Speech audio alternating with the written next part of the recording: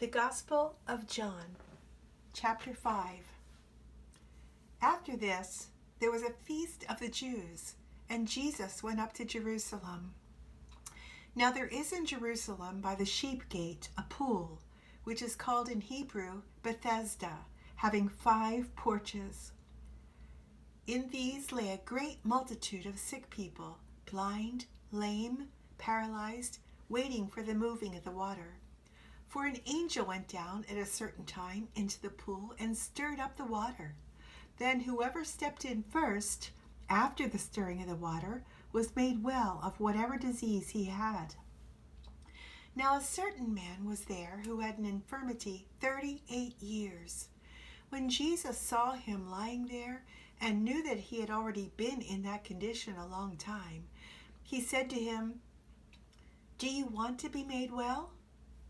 The sick man answered him, "Sir, I have no man to put me into the pool when the water is stirred up, but while I am coming, another steps down before me." Jesus said to him, "Rise, take up your bed and walk." And immediately the man was made well, took up his bed and walked. And that day was the Sabbath. The Jews therefore said to him who was cured, "It is the Sabbath. It is not lawful for you to carry your bed." He answered them, "He who made me well said to me, 'Take up your bed and walk.'" Then they asked him, "Who is the man who said to you, 'Take up your bed and walk'?" But the one who was healed did not know who it was, for Jesus had withdrawn, a multitude being in that place. Afterward, Jesus found him in the temple and said to him, "See, you have been made well. Sin no more, lest a worse thing come upon you." The man departed and told the Jews that it was Jesus who had made him well. For this reason the Jews persecuted Jesus and sought to kill him, because he had done these things on the Sabbath. But Jesus answered them, "My Father has been working until now, and I have been working." Therefore the Jews sought all the more to kill him, because he not only broke the Sabbath, but also said that God was his Father, making himself equal with God. Then Jesus answered and said to them, "Most assuredly I say to you, the Son can do nothing of himself, but what he sees the Father do. For whatever he does, the Son also does in like manner. For the Father loves the Son, and shows him all things that he himself does, and he will show him greater works than these, that you may marvel. For as the Father raises the dead and gives life to them, even so the Son gives life to whom he will. For the Father judges no one, but has committed all judgment to the Son, that all should honor the Son just as they honor the Father. He who does not honor the Son does not honor the Father who sent him. Most assuredly I say to you, he who hears my word and believes in him who sent me has everlasting life, and shall not come into judgment, but has passed from death into life. Most assuredly I say to you, the hour is coming, and now is, when the dead will hear the voice of the Son of God, and those who hear will live.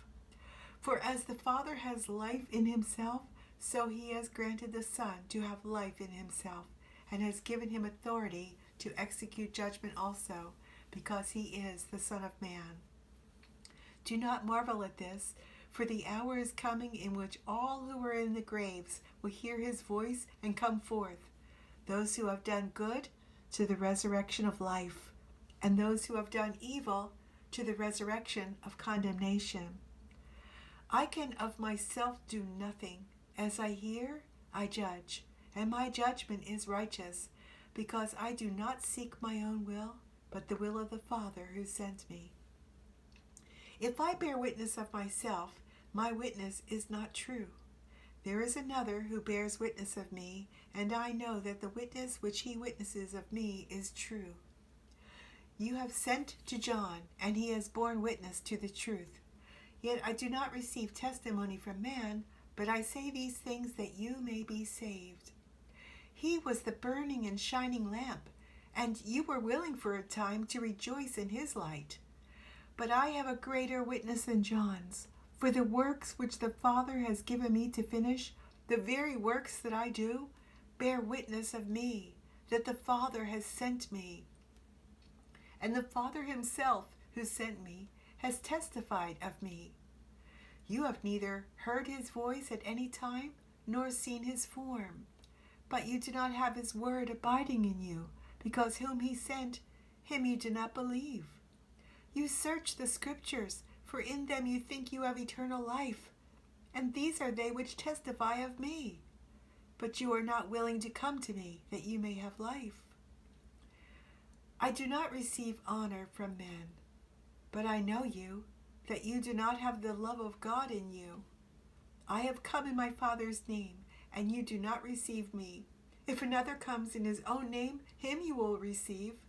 How can you believe who receive honor from one another, and do not seek the honor that comes from the only God? Do not think that I shall accuse you to the Father.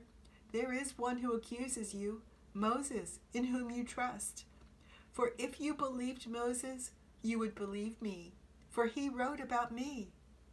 But if you do not believe his writings, how will you believe my words? John chapter 5.